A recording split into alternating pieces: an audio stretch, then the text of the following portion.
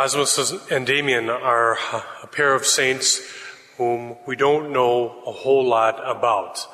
We know that they were killed in the persecution by the Emperor Diocletian, but that's about all. There is, however, a pious legend passed down through the centuries about the two of them.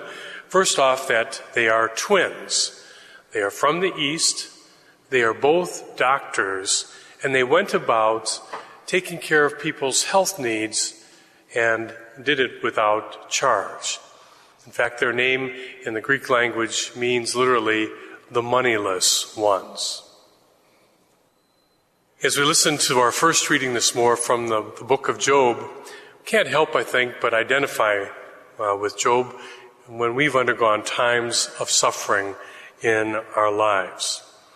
And it's a great story because we know that as one thing happens after another, as he loses more and more of his livestock, as he loses his own children, the evil one is waiting for him to give up his faith, to let it go, and to simply not trust in God. But Job never does. He never does lose his faith. He continues to trust in God despite all the difficulties he has to face. Cosmas and Damian are in a similar vein. After seeing the persecution going on all around them, after feeling it, experiencing it firsthand in their own lives, I'm sure they too would have been tempted to give up their faith. But that's what makes them saints. Despite the great trials that they underwent, they never let go of their faith. If you and I were standing under a tarp today that was full of holes, we might be tempted to just throw it away after a while because there would be too many holes to try and patch to keep the rain off of us.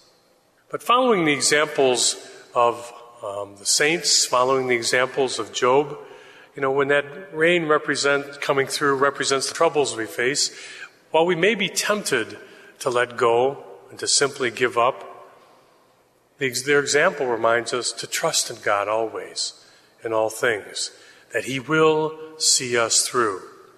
He may not take away our suffering, whatever that suffering may be, but He does promise to walk alongside of us in the midst of it.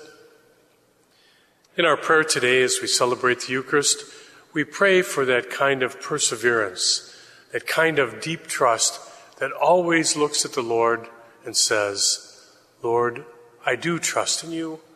I know you are always with me.